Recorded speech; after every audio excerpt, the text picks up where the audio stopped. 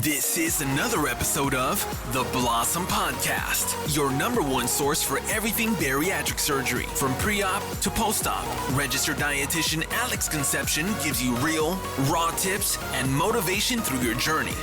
This is the Blossom Podcast. What's going on, guys? Welcome back to the Blossom Podcast. I have a public service announcement for you today. This morning I was just catching up on my news. What is new and interesting in the world today? And I see an update on the deaths related to diabetes. It reads, in the US, diabetes deaths tops 100,000 for the second straight year in a row. What the F, man? That is staggering. It's so staggering that I've never used the word staggering before. According to the CDC, diabetes claimed roughly 87,000 lives in 2019, and in the last two following years, we've reached record highs, surging over 100,000 consecutively. That's nuts. Okay, so the data states that these numbers exclude deaths attributed to COVID-19. Okay, so that's just something to consider. So what is the disconnect? A quick CDC or ADA search on medical news will show a clear consensus that chronic illness is increasing. Cost of medications are increasing, yet the prognosis is getting worse. All right, and when I say worse, I'm talking about the record high deaths related to diabetes.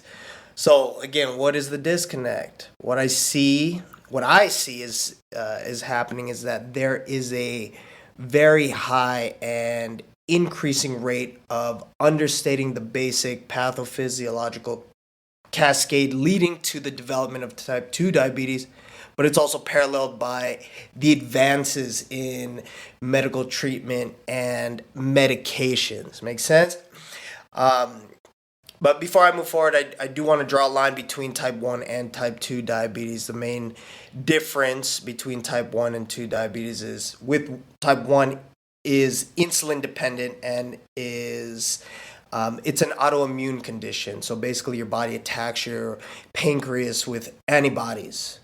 But what is worth noting is that when I was in college, type 1 diabetes was also called juvenile onset diabetes because, one would develop this condition as a child, whereas type 2 was identified as adult onset diabetes, but not anymore.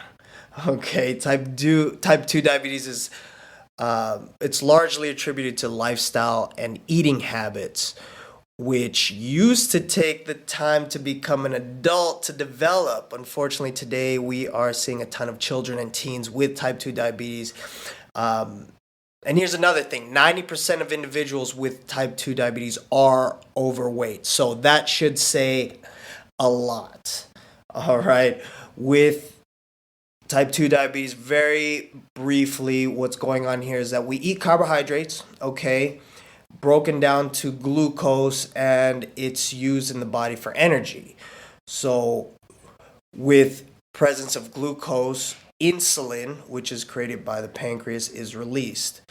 Think of insulin as a key that unlocks the cells to let glucose into the cell. So that's basically, hopefully, a picture that you can create in your head. Basically, with type 2 diabetes, the pancreas will make insulin, but maybe not enough, or there's a problem with the delivery system. In turn, blood gets saturated with glucose and it doesn't enter the cell, and that can have some serious consequences.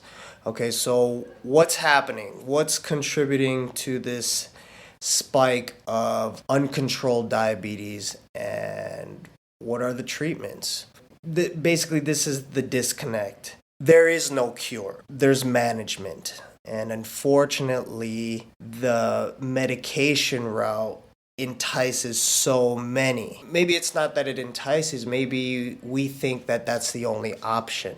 Diet and lifestyle will put you in remission. That's it. Okay, diet and lifestyle. Diet and a healthy lifestyle. Furthermore, healthy diet and healthy lifestyle will put you in remission.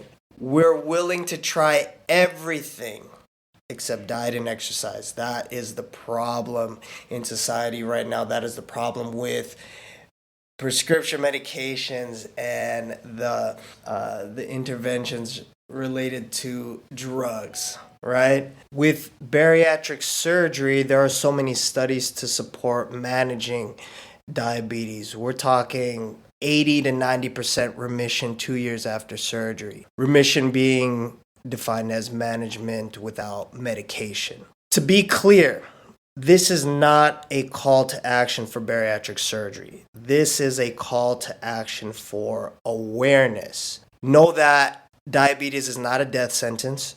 You may be predisposed to diabetes, but it is 100% preventable and manageable. Again, we're talking about type 2 diabetes, okay? I can't tell you how many times I've had a patient learn from me during our nutrition consult pre-op that they are diabetic after drawing labs.